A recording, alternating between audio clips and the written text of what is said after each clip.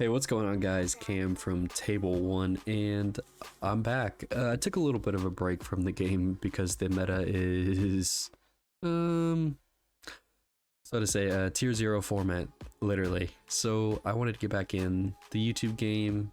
Yu-Gi-Oh! Is pretty much my passion. So, nowhere better to start than making a tier list video. Everybody likes those, right? So, I kind of want to make this fast, simple, and easy. Just go over mainly the main decks right now. I'm sure everybody knows what they are. And yeah, let's get started. So ABC, gonna put that almost rogue area. Hasn't really been meta relevant since the Therions have been meta. I'll put Adamancipator in rogue only because of these sprite cards and the new support, quote unquote support card that they got, which was it allows it to discard itself. I'll put it on the screen right now. Here it is. It allows it to discard itself, and it allows them to get an extra normal summon, so that's pretty good.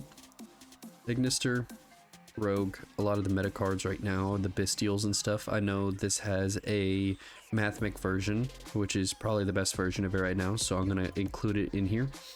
A lot of Mathmech and Ignister just gets hit by the DD Crow and Bystials, so it kind of hurts it.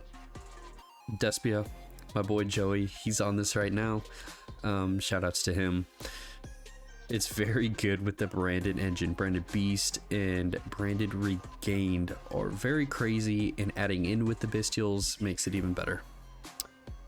Dinomorphia, I'll put that in rogue. Trap decks aren't really doing much right now. Dinos, ever since Mist got hit, hasn't really been doing much, almost zero representation. Dragon Link, this is what I'm on right now. It is probably the most fun I've ever had with the deck because of the Bystials. It synergizes so well. Magnamute, one of the best cards in the deck, searches out you any dragon pretty much. So if you need follow-up, boom, just search a dragon. And then it's pretty much GG, and it sets up boards like crazy. So that is also good. Dragon Maids, I know they can run a small branded package, so I'll put it in rogue, not an almost rogue, because the branded package, any branded deck is going to be very good. Mirror Jade is just a super powerful card, allowing you to banish a card and then send from your extra deck to the graveyard an Albion to set a branded trap. Is pretty nice. Earth Machine, again, almost rogue. Most of these almost rogue decks are going to be here because of the zero representation. Eldritch, again, they can also run a branded engine as well, and they just set up floodgates, so it's debatable in my opinion on if it could be rogue or tier 2, but I'll put it in rogue right now just for representation purposes. Live Twins, this also is with Sprite, so the Live Twin variant is still very good, but it has lost against the Runic engine with Sprite, so that's going to be in tier 1. I feel like the Live Twin engine is very good. It allows you to fit a lot of hand traps in, but it just gets outclassed by the Runic Sprite variant, which that's what I'm going to talk about next. Is tier 1, probably second best deck in the game. It synergizes very well together, and there's still quite a bit of representation with this deck too. You'll pretty much see it in every top tier event or YCS. So Exo Sister, I'll put that in tier, again, kind of like Eldritch. It's kind of debatable on which, if it's tier 1 or tier 2, but I think the tier 1 decks right here currently just kind of outclass what Exo Sisters can do.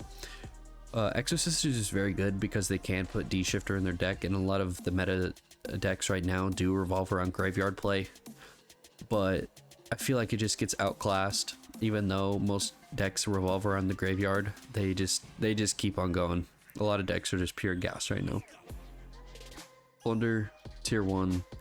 Everybody know what this deck does. Just sets up floodgates, break their board, flip the trap. They just set it up again. So stack your deck.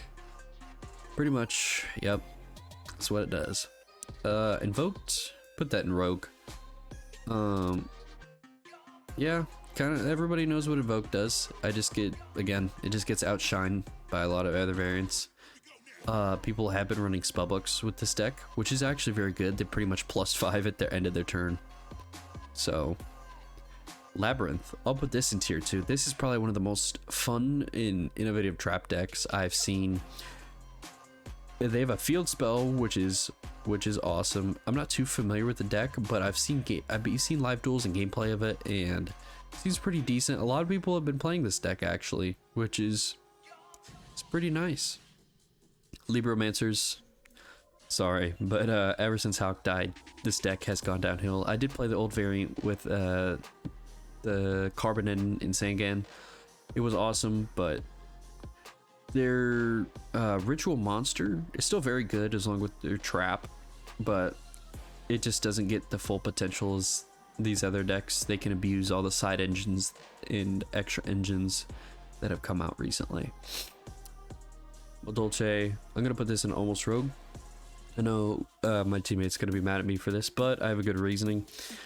Any deck that requires strict combo pieces like Pudding Cess and a lot of like Message Gelato or Hoot Cake, if they get milled or banished by the runic cards or Ishizu cards, they kind of just lose. And this deck doesn't want monster cards in the graveyard, and they also have a chance of getting it banished by the runic cards, so it's kind of like a lose-lose situation for them, which kind of sucks.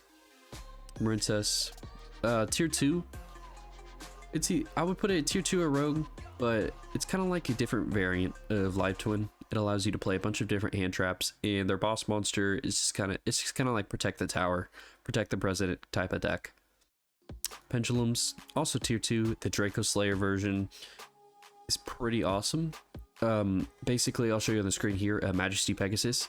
It says search any field spell. It doesn't say search a Draco Slayer field spell. It searches any field spell. So you could, if you're up against, if you're sideboarding against any graveyard deck, just search up Necro Valley, and it's pretty much a good game. Phantom Knights, just gets hit by Bestials, DD Crow, to everything. If it is not very good right now. It gets super polyed very easily as well, so that does kind of suck. Plunder Patrol, I'm not too familiar with this deck. I would put it in Rogue or Almost Rogue, but I do know they are coming out with new support for the deck. It is a Synchro monster, and it's an Earth attribute, which is one of the ones that they did need. So I'm gonna put this in Rogue. Still not familiar with it. I haven't seen a lot of representation, but Trap Tricks, they are getting a structure deck actually.